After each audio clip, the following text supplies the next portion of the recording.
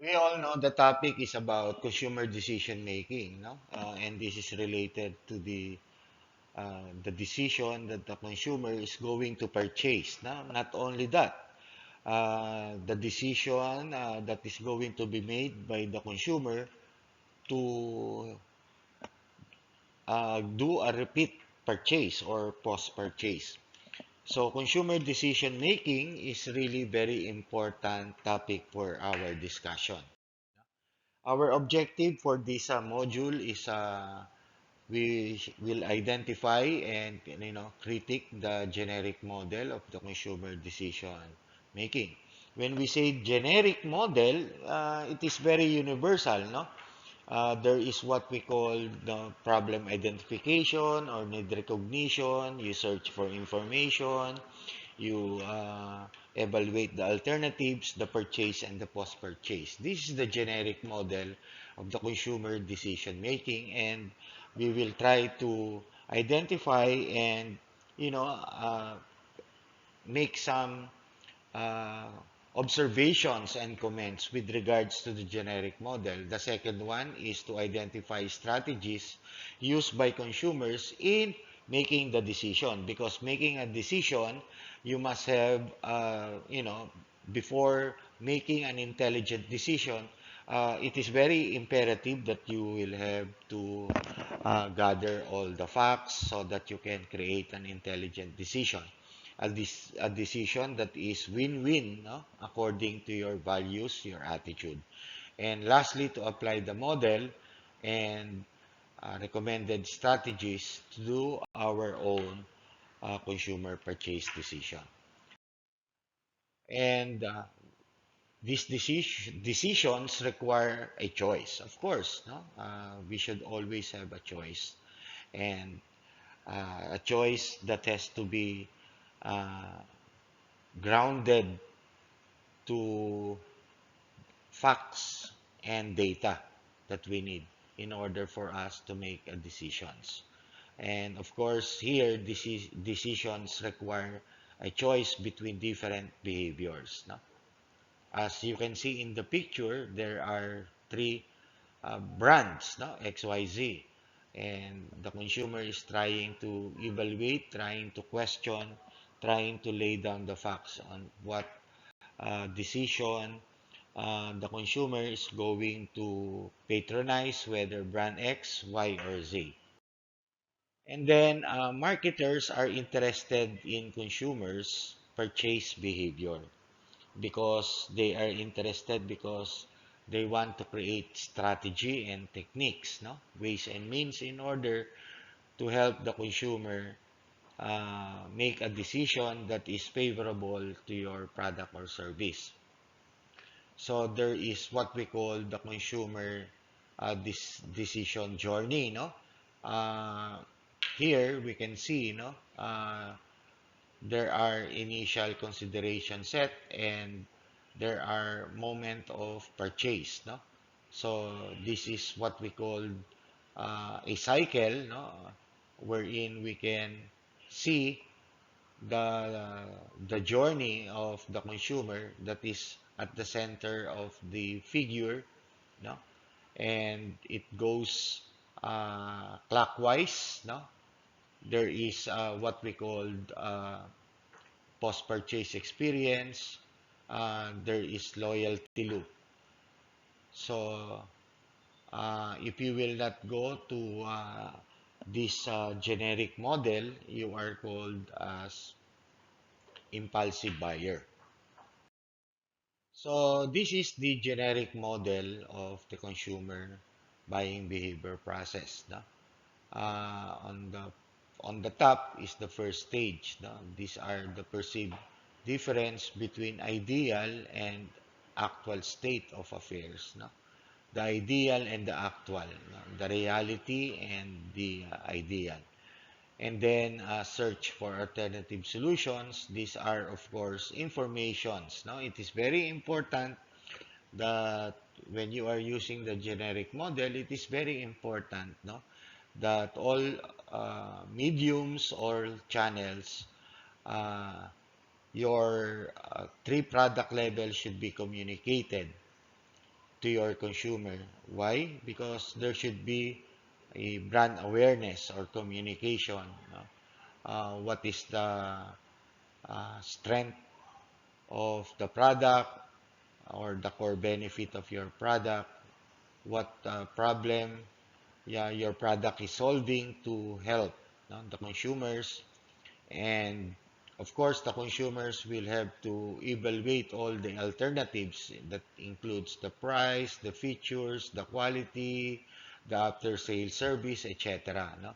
So this is very important to the consumer because it needs some evaluation or judging competing alternatives in terms of the salient, the point of difference or the point of parity, and combine all of this information to make a choice, no? So I think 2 and 3 here are very, very important. So you as an entrepreneur, you must really consider that when the consumers search for alternative solutions, whether in the web, whether in brick and mortar, it is really well communicated. No, all the salient points of your product and service should be well communicated to your consumers. No, what is your terms of payment? What is your after sale service? What about your installation? What about your warranty? So those are augmented levels in terms of the actual product level. What is your features and benefit? Uh, what is the difference? The standard of your quality, the packaging, no, everything. And of course, what is important is that what is the benefit of your product or service to your consumer. So all of this should be communicated to them because they are going to use these informations for their evaluation of alternatives comparing your product to other competitors. And of course, the purchase is uh, the purchase intention is already there. The consumer have finally made a decision, and probably because of the experience, the positive customer experience the consumer felt, there is another opportunity for you that the consumer is going to repeat purchase. Here you can see that this is the URL link in order for you to give more insight about the consumer decision-making process. While on the generic model limitations, these are one, there are some, this is the critic or the uh, of the model. Number one, actual consumer problem solving seldom proceeds in a linear sequence, meaning to say the consumer problem solving here is not well, as a process, no? There is no linearity in the problem solving. The actual problem solving, number two, process involve multiple continuous interactions among consumers' cognitive, no, processes and their behavior and aspect of the physical and social environment. And most problem-solving processes actually involve multiple problems and multiple decisions. Because in the generic model, the need recognition or problem identification is really based on the emotional and psychological factors of the consumer. The consumer's problem uh, can be addressed, no, uh, to a information awareness of your brand to you, the consumer. And basically, nowadays, no, consumer need more choices. Nowadays, consumer are more complex. So it is very important you as an entrepreneur, no, whether you are micro, small, medium, or large corporation, it is very important that you have your presence in the different forms of or channel of communications, whether you are advertising, direct marketing, usage, or permission marketing. You are creating experiential marketing. It is much better because brand awareness is very important, and the content of brand awareness is definitely integrating all those marketing communications. So here, for decision-making strategies, we have three attributes: compensatory, non-compensatory, and partially compensatory. Okay? Let's study first this first attribute, which is compensatory. No? When we say this strategy, it allows uh, consumer allow a higher value of one attribute to compensate for a lesser value. No? Meaning to say there is the consumer is looking for an automobile, high value in gas mileage might compensate for a lower value in seating space. No, meaning to say the car is very fast, but it is not a four-door sedan, but rather a two-door only, which is more sporty than a sedan. No? But there will be that will compensate, no? Because the interest of the consumer is uh, a high value in gas mileage. Maybe another example will be electric vehicle compared to a traditional petrol engine. That could the probably the thinking of the consumer is that they can reduce their carbon footprint, no? Although it is expensive, but reducing carbon footprint, especially if the consumer is more critical in saving the environment, so it will compensate, no? Regardless, it is if the electric vehicle is expensive, but that can compensate because they can reduce their carbon footprint.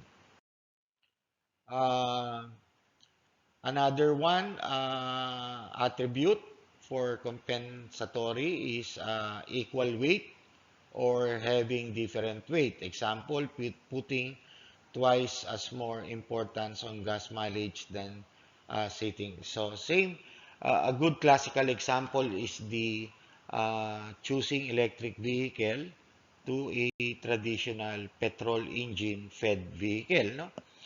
Because the compensation factor there is saving the environment, reducing your carbon footprint. For non-compensatory, no, each attribute of a specific product is evaluated without respect to other attributes, even though a product may have a very high value on one attribute. If it fails, another attribute is eliminated from the consideration. No? Here, for non-compensatory, we have satisficing. The first product evaluated to meet cutoff values for all attributes is chosen, even if it is not the best. A perfect example for satisficing, maybe it is, the first product, let's say a Toyota pickup, no? It is very important for you, even though it is quite expensive, but because of the pickup model, it is all-terrain, no? That is the attribute. The second one is elimination by aspect, sets a cutoff value for the most important attribute. Maybe a good example here is the color of the vehicle, no? There is no other choice except that the vehicle color available in the market is color black, but you are interested in the color white. So that is non-compensatory because your eagerness and passion to own that vehicle is there. The next one is partially compensatory. Strategies are evaluated against each other in serial fashion and higher values. No? Uh, These are competing products evaluated across all attributes, and the one that has higher values across all dimensions is retained. No? What is the perfect example here is this frequency of good and bad features. No? For example, a pickup, we using ordinary tires, while a pickup that is already tailored with mag wheels, no? That is a good, perfect example for this one. And you can see this link to increase your knowledge about these compensatory and non-compensatory models. So this is a diagram or a graphical representations about consideration set theory. You can see here that there are two parts here, no? The unknown brands and the familiar brands. And then we have three attributes for these unknown brands. We have brands never found, brands found accidentally, and brands found through intentional search.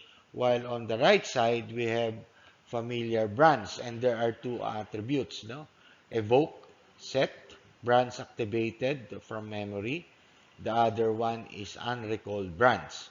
You can see here that there are three distinct arrows that will give you consideration set of brand choice alternatives. No, two attributes were included in the unknown brands, and this is the brands found accidentally competing with brands found through intentional search, and evoke, set, or brands activated from memory. And these three components is going to ultimately lead to consideration set of brand choice alternatives. So again, I will repeat: brands found accidentally, brands found to intentional search, and these are brands activated from memory or experience. And so this is the complete description of what consideration set theory is all about. No? Again, this is the URL link to increase your learning. And there are factors influencing unplanned purchase or being impulsive buyer. One is point of purchase display. You can see in the point of sales or in the cashier. You have price reduction, the coupons, multiple item discount, demonstration samples, store layout and shelving techniques, the packaging, and the sales representative. So this can influence you to be an impulsive buyer, no?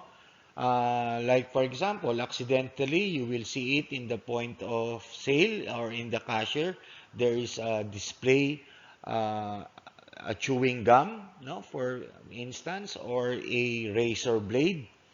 Maybe it's not listed in your uh, punch list or buying list, but you saw it and you have the tendency to purchase it.